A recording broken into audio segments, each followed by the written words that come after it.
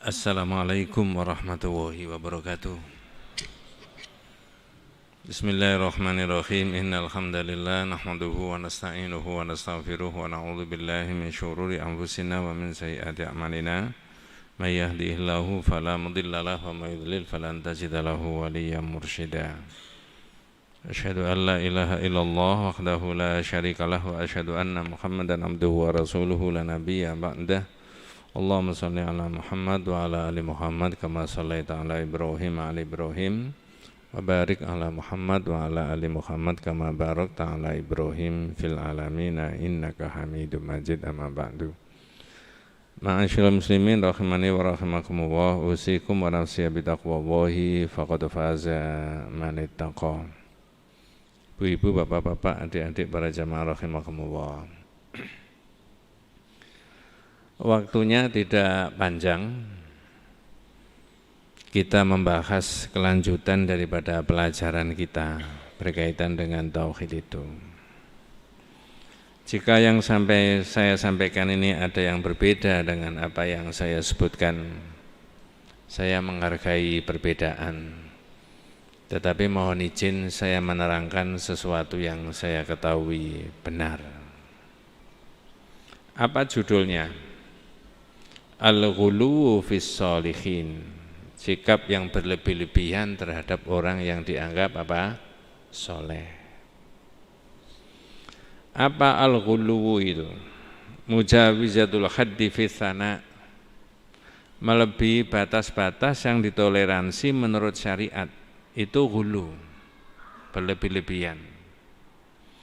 Kalau dalam makna umum yang bahasa, orang haji itu melempar jumroh pakai kerikil yang kecil, Pak.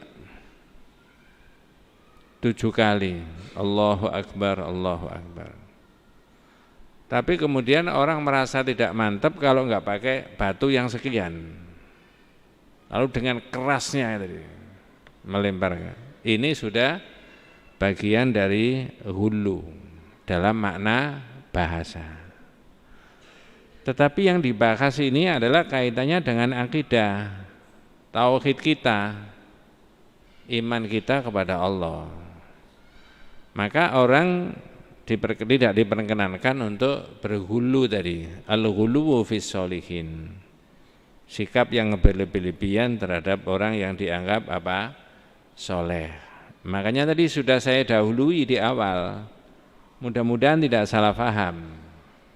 Tapi supaya tuntas ikuti sampai akhir pembicaraan supaya tidak gagal. Ya, begitu. Dimulai dari mana? Dalam kitab itu diurut mulai dari Nabi Isa.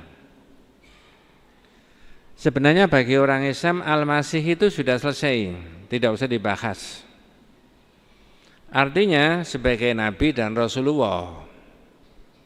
Loh, tapi lahirnya kan tidak wajar menurut ilmunya manusia. Nah, itulah namanya mukjizat, Mas. Dan itu cuma sekali itu terjadi. Jangankan tidak ada bibitnya bapak, wong tidak ada bapak, tidak ada ibu, moro-moro ada manusia. Ada enggak, Pak? Halo? Siapa itu? Nah, seterusnya ada jenis kelamin laki tok, enggak ada perempuannya, tiba-tiba ada manusia. Ada enggak? Ada. Siapa? Ya pasangannya Nabi Adam itu. Kemudian berikutnya ada bapaknya, ada ibunya, terus ada ibunya, ada manusia. Siapa itu, Pak? Yo, sampean kok ndak kroso. Ya kita semuanya ini ada bapaknya, ada ibunya kan? Dan itu yang paling disukai oleh manusia. Nah, Al-Masih beda. Maka dalam kitab itu yang diangkat dulu temanya tentang Al-Masih. Apa dalilnya? Kalau ada Quran bisa diikuti, An-Nisa 171. Ya ahlal kitab la taghlu. Ada ghulu, la taghlu. Wahai ahli kitab la taghlu fi dinikum. Sampean jangan berlebih-lebihan dalam hal agamamu. Wala taqulu 'ala Allahi illal haqq. Dan jangan mengatakan sesuatu atas nama Allah kecuali yang benar. Jadi kalau mengatakan ini dari Allah, ini dari Nabi harus benar-benar dari situ. Tidak boleh nyatut namanya orang. Lalu dinyatakan ini dari Allah, dari Rasul.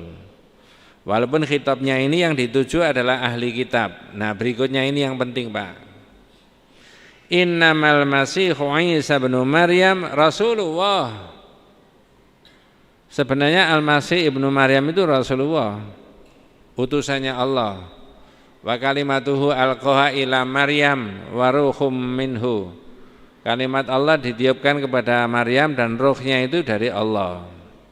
Sebab orang mengerti ini hidup itu ada ruhnya. Dari mana? Kalau dirunut biologisnya ada sperma, ada ovum sama-sama hidupnya. Ada bibitnya. Lalu terjadi konsepsi pertemuan, masuk di endometrium jadi manusia seperti kita. Al-Masih enggak begitu Pak. Bukan pakai akal, bukan pakai ilmu, tapi pakai apa? Iman. Kalau pakai akal enggak matuk, pakai ilmu enggak matuk. Karena itu ilmunya Allah mukjizat. Pakai apa? Iman. Oh, kalau begitu Al-Masih tidak boleh dihulukan menurut Allah oleh ahli kitab. Iya. Bagi umat Islam sudah selesai. Enggak ada orang Islam itu mengatakan Al-Masih itu sebagai putra Allah. Betul Pak ya? Halo? Aman kok kita enggak percaya Pak ya. Sudah selesai. Tapi saya menghormati pendapatnya orang lain. Lain-lain keyakinan agamanya. Tapi bagi umat Islam selesai. Yang diseru ahli kitab tidak boleh menghulukan Al-Masih. Bagian dari Allah, bisa menghapus dosa dan seterusnya. Islam tidak begitu. Wes, satu poin sudah selesai tentang Al-Masih. Bagi kita sudah. Yang kedua, poin kedua. Tak tanya dulu Pak, apakah betul Nabi Muhammad itu manusia biasa? Jawabannya? Kalau betul berarti kebutuhan sehari-harinya sama dengan manusia pada umumnya dong. Betul Pak ya? Iya. Bisa dilacak asal usulnya bapak ibunya ada, riwayat hidupnya bisa ditulis.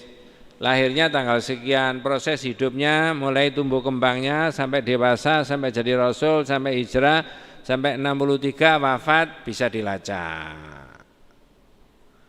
Maka orang Islam panjenengan dan saya tidak boleh juga menghulukan Nabi Muhammad. Kalau tadi Al-Masih ahli kitab yang diseru. Nah kita jangan Pak. Coba tak cek. Kalau hari Jumat itu kita disunahkan membaca apa Pak? Surat apa? Surat yang keberapa itu Mas? 18. Berapa ayat semuanya? 110. Ayat yang pertama? Ayat yang pertama. Ayat yang terakhir akhada. Ya, karena di tempat yang lain yang memang betul akhada. Alhamdulillahilladzi anzala ala abdihil kitaba wa lam yaj'al lahu 'iwaja qayyiman liyunzira ba'san syadidan min ladunhu wa yubashshiral mu'minin. Halo?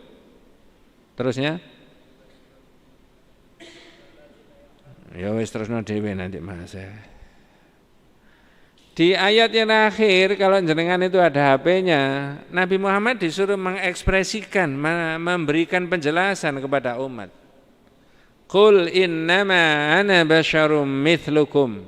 Saya ini manusia biasa kok sampean itu loh. Di dalam tafsir Mas, mithlukum itu maknanya tahqiqul basyariyah, menguatkan hakikat kemanusiaannya Nabi Muhammad. Ya.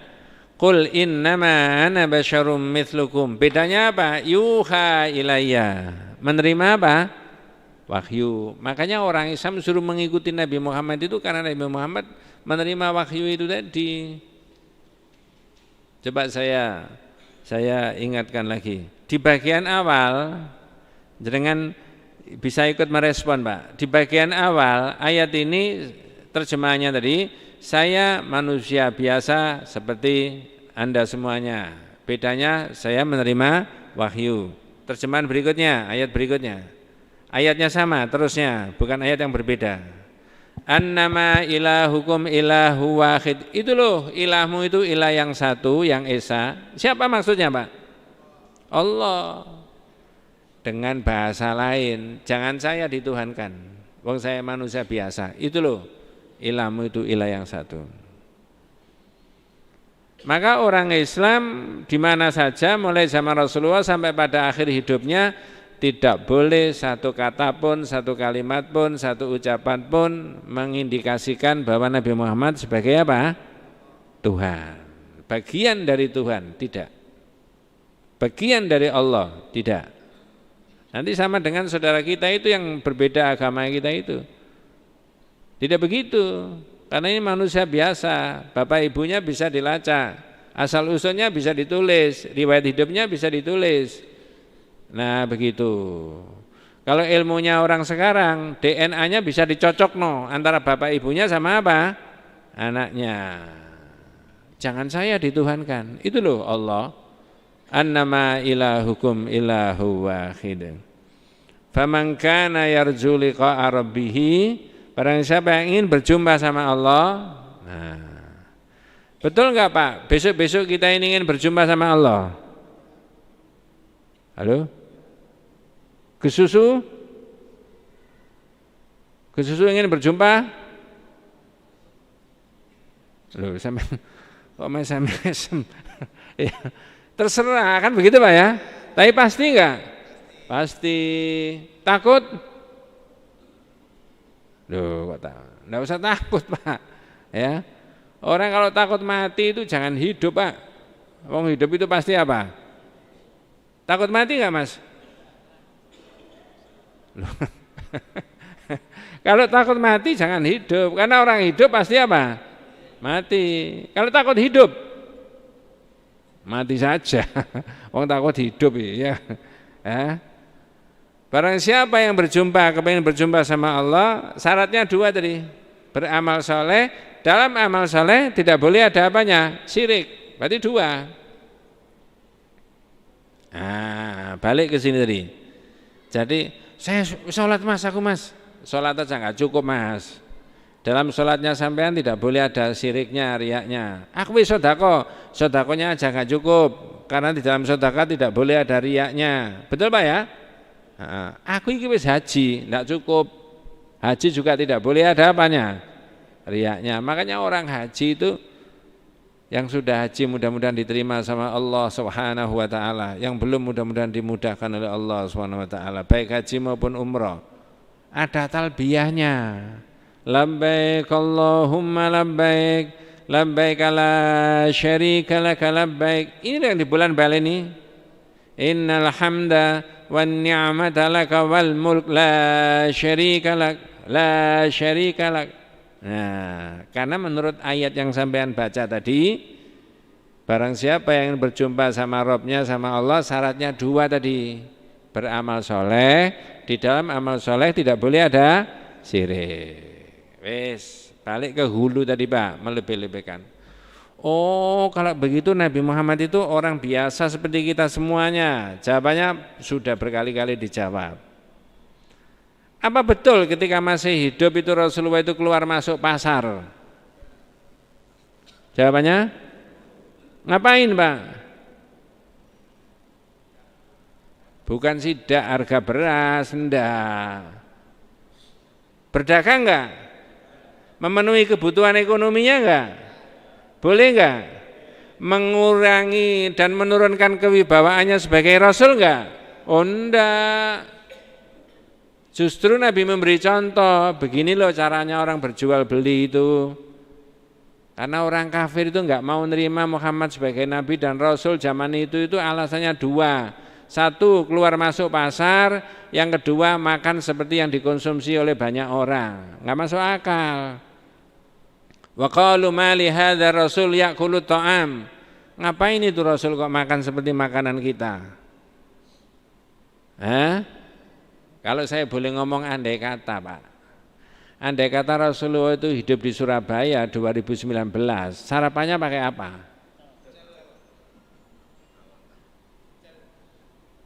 Andai kata hidup di Lamongan 2019, sarapannya pakai apa, Pak? Kalau hidup di Jogja, zaman kok hafal panganan-panganan. Jadi biasa keluar masuk pasar. Mali hadzal wa qalu mali hadzal rasul ya'kulut ta'am. Kok makan seperti makanan kita? Wa yamshi fil aswaq. Kok keluar masuk pasar? Loh, pikirannya orang kafir waktu itu keliru. Justru Rasul ini dihadirkan dari komunitas manusia supaya manusia bisa mencontoh sesama manusia. Cara bergaul, cara berbicara, cara berdagang, cara ini, cara itu. Usulnya mereka malaikat, yang enggak bisa manusia meniru malaikat.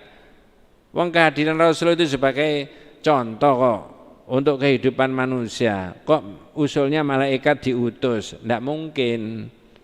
Ya, wong malaikat gak doyan duit, Pak. Manusia doyan duit enggak, Pak? Wes, ndak bakas Pak, nanti tambah dosa ngerasani wong ya. Nah, maka orang tidak boleh menghulukan Nabi. Dalam hadis sahih riwayat Bukhari Muslim dari Umar, Rasulullah dawuh, "La tatruni kama atratin nasara Isa bin Maryam." Oh, udah jelas itu Pak, sahih itu. Saya baleni lagi, la tatruni kama atratin nasara Isa bin Maryam. Sampean jangan memuji-muji saya ya, kayak orang Nasrani itu memuji-muji Al-Masih. Ini hadis keluar dari lisannya Rasulullah. Itu sahih, bisa dilacak kebenarannya menurut ilmu mustalah hadis. Kalau tidak boleh menghulukan, melebih-lebihkan, memuji-muji Rasulullah, suruh memanggil Rasulullah apa? Innama ana abdun, saya cuma hamba Allah. Faqulu Abdullah, kalau memanggil saya Muhammad Abdullah, Muhammad Rasulullah. Sehingga saat itu para sahabat tidak ada yang memanggil ya Muhammad, tidak ada. Ya Rasulullah, ya Rasulullah.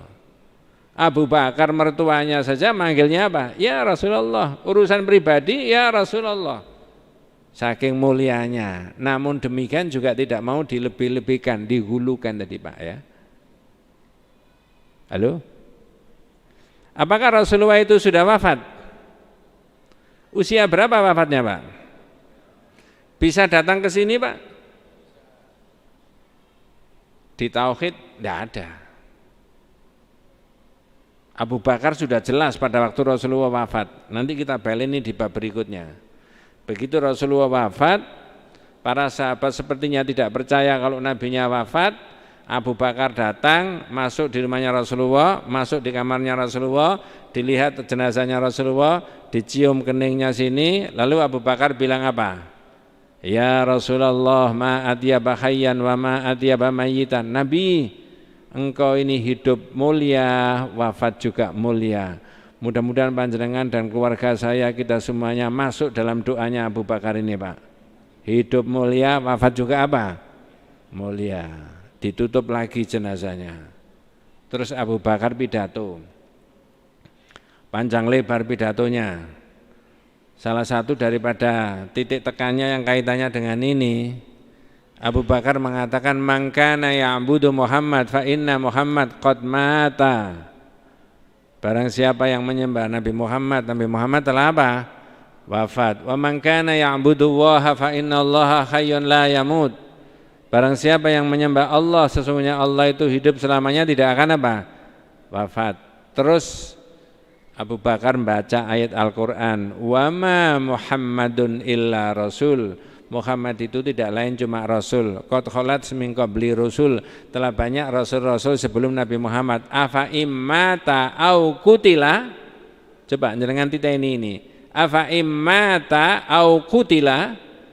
Apakah andai kata Nabi Muhammad itu mati biasa atau matinya dibunuh? In qalabtum ala aqabikum, kamu akan jadi orang kafir kembali. Maksud saya, nabinya masih ada, masih sehat, nerima ayat wahyu itu tadi yang menyatakan surat Al-Imran 144 bahwa matimu itu Muhammad kemungkinannya satu di antara dua. Kalau tidak mati biasa, mati diapakan tadi? Dibunuh. Tapi Nabi Muhammad tenang aja. Coba sampean dinas sama Allah, matinya sampean kalau tidak mati biasa, mati dibunuh. Ya apa kira-kira? Bisa santai kayak begini? Nah, tapi Nabi Muhammad enteng saja. Jadi maksud saya ada batasan usia 63 wafat sehingga dalam pikiran tauhid Rasulullah tidak bisa datang ke sini lalu semua orang disuruh menghormati. Ngerti maksudnya, Pak? Halo? Berikutnya. Masih ada waktu enggak ini, Pak? Banyak atau sedikit? Nanti sampean masuknya kantor terlambat, Pak. Enggak apa-apa ya? Nah, dilanjut. Ini masih ada poin berikutnya ini soalnya. Oh, kalau begitu orang Islam tidak boleh meyakini Rasulullah menghapus dosa. Jawabannya? Yang menghapus dosa itu siapa, Pak? Rasulullah? Bukan. Memberi hidayah aja nggak bisa kok. Hidayah dalam arti membuka hatinya orang menerima Islam itu cuma Allah saja. Kemarin sudah saya bahas itu. Nah, tidak bisa, itu cuma Allah. Maka orang Islam jangan meyakini Rasulullah juga menghapus dosa. Al-Masih tidak boleh dihulukan, dilebih-lebihkan tadi. Rasulullah juga tidak kerso, tidak mau dilebih-lebihkan itu tadi, dihulukan. Sekarang orang soleh. Orang soleh itu ada enggak, Pak? Zaman dulu sampai zaman sekarang? Ada. Mas, kalau di HP-nya sampean ada Quran, silakan dibuka surat Nuh ayat 21, 22 dan 23. Ini penting, yang ini titik tekannya. Surat berapa tadi, Pak? Surat apa tadi? Nuh ayat berapa tadi? 21, 22 dan 23. Sebelum dilanjut bahas ayatnya. Departemen Agama Republik Indonesia mencetak Al-Quran terjemahan Departemen Agama Republik Indonesia jenengan pirsani menjelaskan surat Nuh ayat 23 Wat, Suwa, Yahuth, Ya'uq, Nasr. Kata Departemen Agama, nah, tak tanya, Departemen Agama itu pemerintah apa partikelir? Pemerintah. Itu menyebutkan dalam terjemahannya Quran Departemen Agama tadi, menerjemahkan dan menguraikan makna Wat, Suwa, Yahuth, Ya'uq, Nasr itu adalah berhala terbesar pada zamannya kaum Nabi Nuh yang semula nama orang soleh. Buka kalau tidak percaya. Ya, catatan kakinya nomor 781. Kalau di HP enggak ada catatan kaki.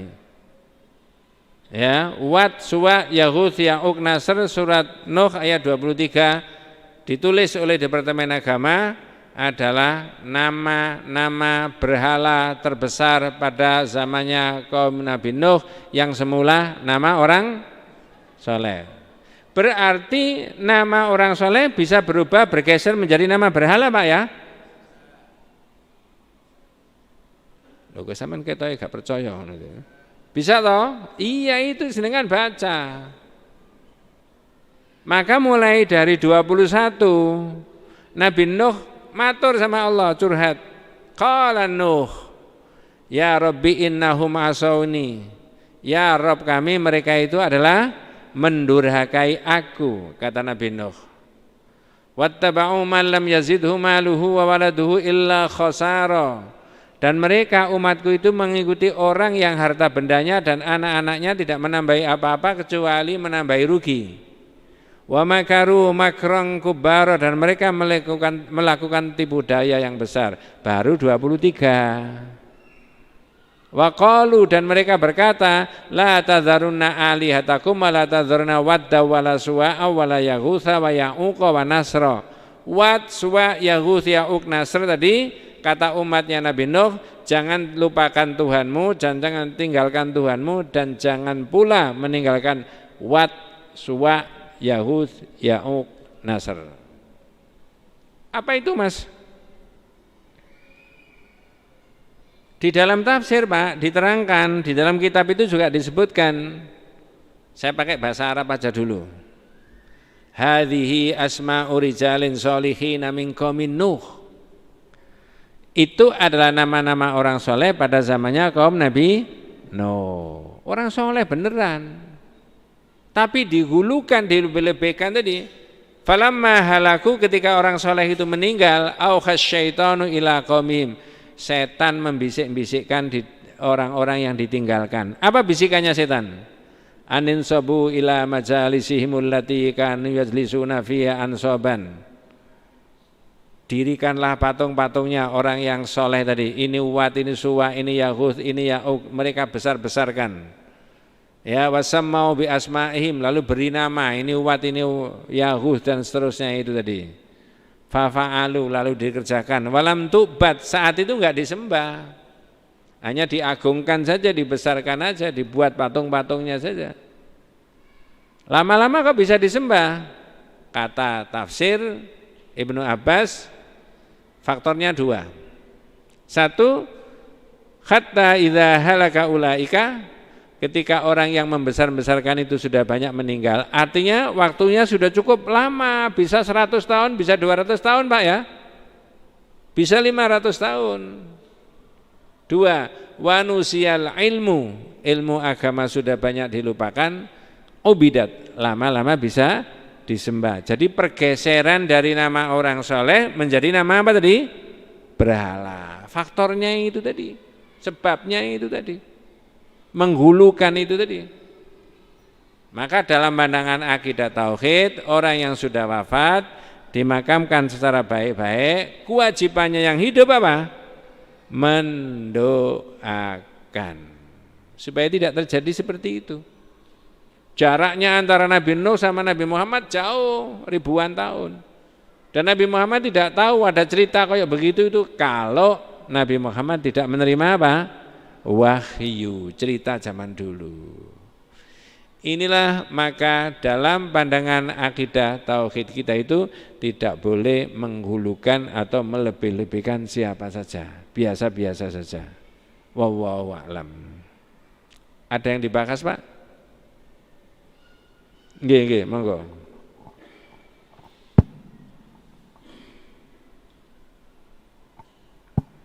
Assalamualaikum warahmatullahi wabarakatuh. Assalamualaikum warahmatullahi wabarakatuh. Terkait dengan barokah Pak Ustadz, jadi alasannya itu kenapa kok berbuat seperti itu? Misalkan contoh saya sebut saja, misalkan yang saya sering dengar itu Syekh Abdul Qadir Jailani, terus kemudian nama Abu Bakar Utsman Ali gitu kan, Abu Bakar Umar Utsman Ali itu selalu disebutkan dalam majelis-majelis.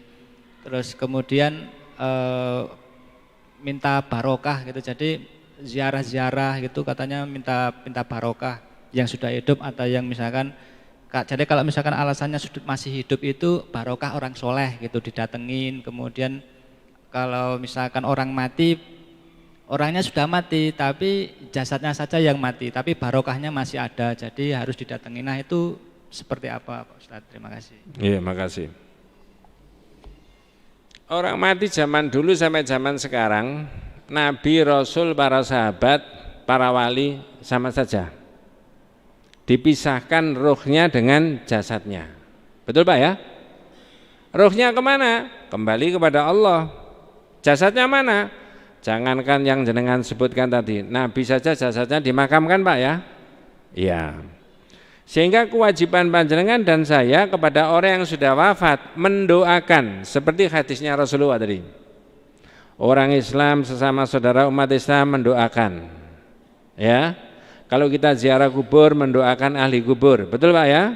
Nah, itu 1. 2. Barokah itu ada. Tapi kitab ini menulis wa talabul barokah la yakhlu min amrayni itsnaini.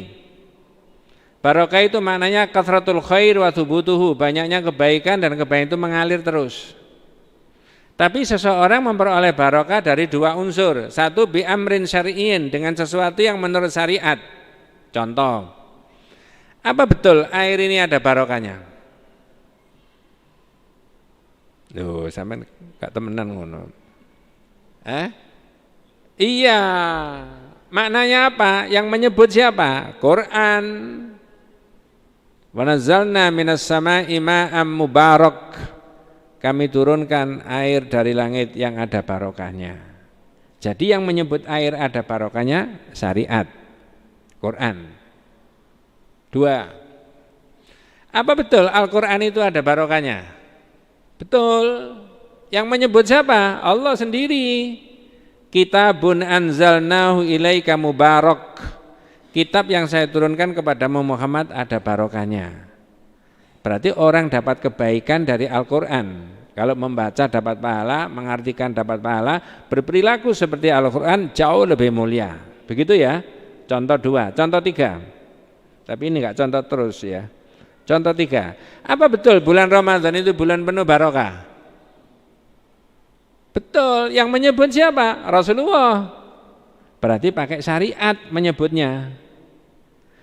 2, yang pertama tadi orang memperoleh barokah karena disebut oleh syariat. Yang kedua bi amrin hisyin maklumin, dengan sesuatu yang menurut indrawi. Contoh, Mas ikut ngaji, tidak lama kok, setengah jam, supaya dapat barokahnya. Betul Pak?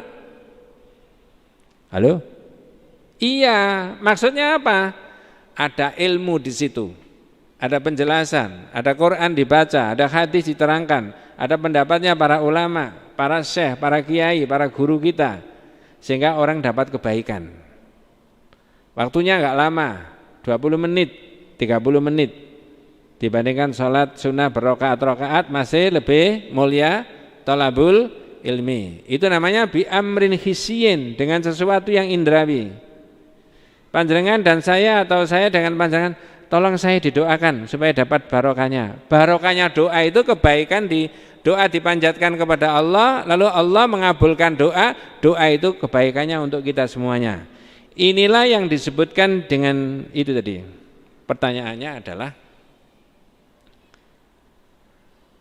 apakah Hajar Aswad itu ada barokahnya? Yes. Kalau jenengan jawab tidak, apakah Ka'bah itu ada barokahnya? Berikutnya, apakah kamarnya Rasulullah itu ada barokahnya? Kamarnya Rasulullah ada dalilnya enggak? Kalau kamarnya Rasulullah tidak, pertanyaannya, apakah kuburannya orang yang dianggap soleh ada barokahnya? Nah, sudah panjenengan jawab sendiri. Maka keberkahan itu ambil dari Allah, kebaikan tadi, ya.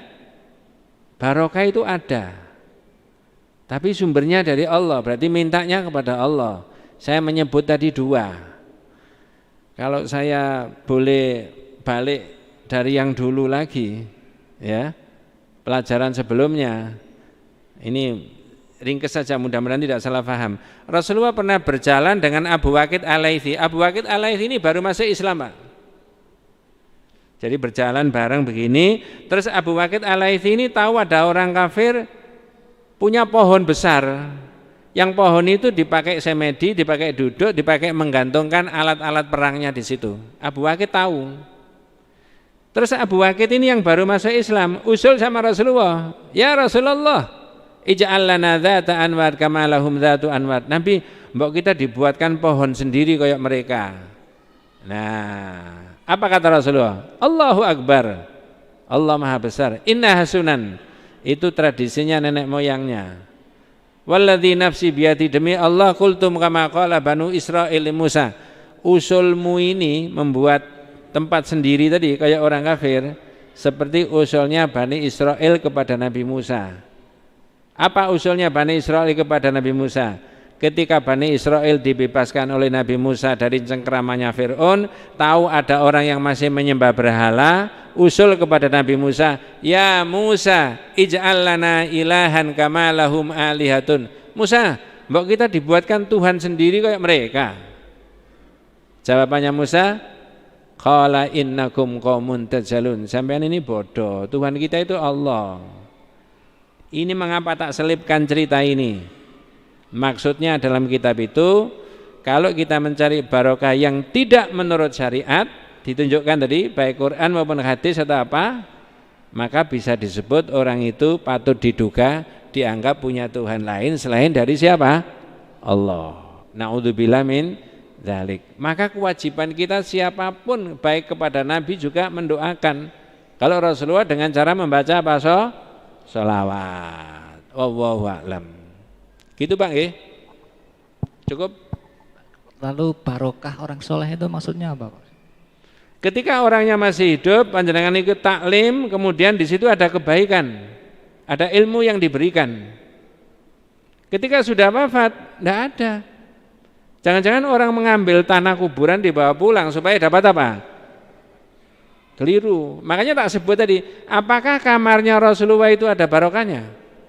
Kalau tidak, wong Rasulullah dimakamkan di situ, di kamar. Berarti ngambil tanahnya kamarnya Rasulullah boleh nggak? Ada barokahnya nggak? Nah, lalu keberkahannya orang yang soleh, dia punya ilmu, dia punya kesolehan, kita hormati.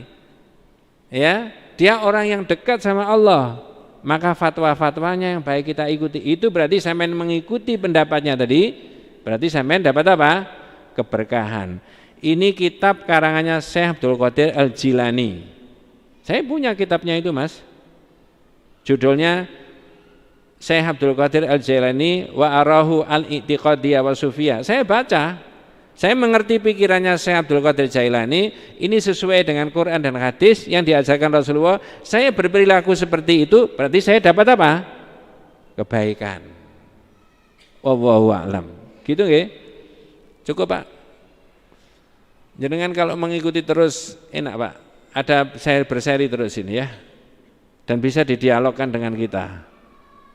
Dan itu bukan karangan saya, ya. Ada kitabnya, ada dalilnya. Indahnya, bagusnya kitab itu bukan hanya karangannya ulama saja, tapi pakai dalil, ada Quran, ada hadis, ada pendapatnya sahabat, ada pendapatnya ulama. Wallahu a'lam. Gitu ya. Mudah-mudahan kita semuanya diberikan rahmat barokah hidayah Allah Subhanahu wa taala. Hadanallahu wa iyyakum ajmain. Kita tutup dengan doa kafaratul majlis. Subhanakallahumma wa bihamdika asyhadu an la ilaha illa anta astaghfiruka wa atubu ilaik. Assalamualaikum warahmatullahi wabarakatuh.